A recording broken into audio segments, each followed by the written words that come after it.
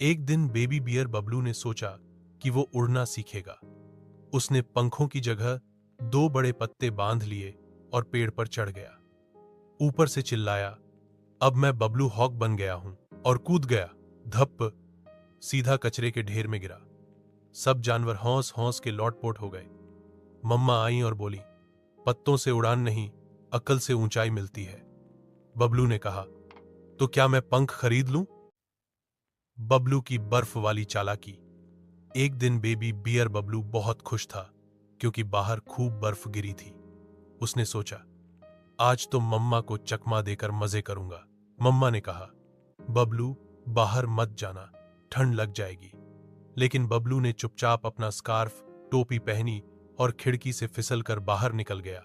बबलू ने बर्फ से एक बड़ा सा स्नोमैन बनाया और उसकी नाक पर गाजर लगाई। फिर उसे देखकर जोर जोर से हंसने लगा क्योंकि उसने स्नोमैन को अपनी मम्मा की तरह बना दिया था। हाथ में बेलन और गुस्से वाला चेहरा। अचानक बबलू फिसलकर धड़ाम से गिर गया और उसके ऊपर बर्फ गिर पड़ी। अब वह खुद ही एक बर्फ का बियर बन गया था। इतने में मम्मा आ गईं और बोली, बबलू अब बना रहो बर्फ का बियर जब तक माफी नहीं मांगोगे। बबलू ने माफी मांगी और ठंडी नाक सहलाते हुए बोला, अब कभी मम्मा की बात नहीं टालूंगा जब तक अगली बर्फ नहीं गिरती। एक घने जंगल में बेबी बियर बबलू अपनी मम्मी के साथ रहता था। एक रात वह बाहर खेलने निकला, लेकिन खेलते खेलते वह बहुत दूर निकल गया। चांदनी रात थी, चारों ओर सन्नाटा था। अचानक उसे एक अजीब सी आवाज सुनाई दी, खर खर। बबलू डर गया।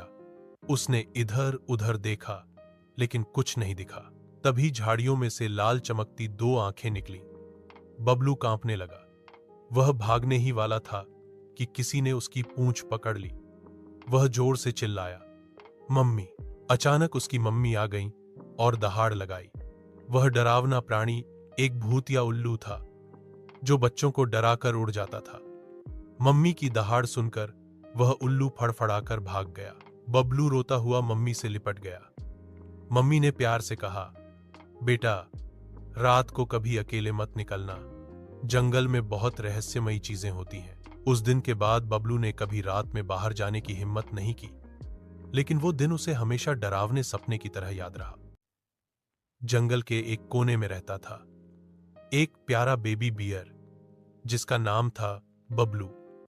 बबलू बहुत शरारती था और उसकी मम्मी रोज उसे समझाती, शरारत कम करो, पर बबलू कहां मानने वाला था। एक दिन बबलू ने सोचा, चलो आज सबको चौंकाते हैं। वो छुपकर पेड़ों के पीछे से आवाजें निकालने लगा, भूत आ गया, भूत आ गया। खरगोश, लोमड़ी और बंदर सब डर कर इधर उधर भागने लगे। बबलू हौंसी से लौटपोट हो गया। फिर उसने अपनी मम्मी के शहद के बर्तन में नमक डाल दिया। जैसे ही मम्मी ने चक्कर कहा, ये क्या है? बबलू हौंसता हुआ बोला, सरप्राइज।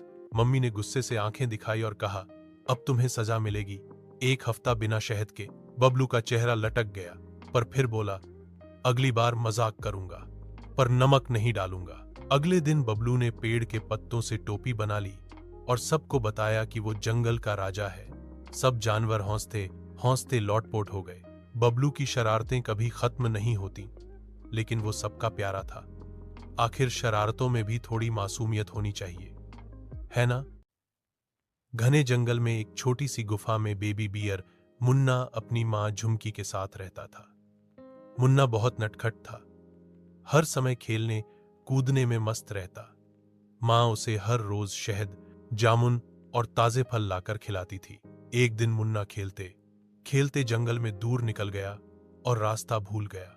चारों ओर अंधेरा होने लगा और मुन्ना डरने लगा। वह मां को पुकारने लगा, मां, मां। उसकी आंखों में आंसू थे। उधर मां झुमकी को जैसे ही पता चला कि मुन्ना नहीं दिख रहा, वो चिंतित हो गई। वह तुरंत उसकी तलाश में निकल पड़ी। झाड़ियों और पेड़ों के बीच से गुजरते हुए वह मुन्ना की आवाज पहचान गई। अंत में मां ने मुन्ना को कांपते हुए एक झाड़ी के पीछे पाया। मुन्ना मां से लिपट गया और बोला, मां, अब मैं कभी दूर नहीं जाऊंगा। झुमकी ने उसे सीने से लगाया और कहा, तू मेरी जान है बेटा, जहां भी जाएगा मैं हमेशा तेरे साथ रहूंगी। उस दिन के बाद मुन्ना हमेशा माँ के पास ही रहता और उसकी बातें ध्यान से सुनता। प्यारी माँ और बेटे की एक भावुक कहानी। गर्मियों की दोपहर थी। जंगल में सब जानवर आराम कर रहे थे, लेकिन बेबी बियर का मन तो कुछ ठंडा खाने का कर रहा था। उसने सोचा, काश मेरे पास आइसक्रीम होती। बेबी बियर को एक आइडिया आया। वो सीधा अपने दोस्त हाथी मोती के पास गया और बोला, चलो जंगल के उस पार वाली दुकान से आइसक्रीम खाते हैं। मोती तैयार हो गया।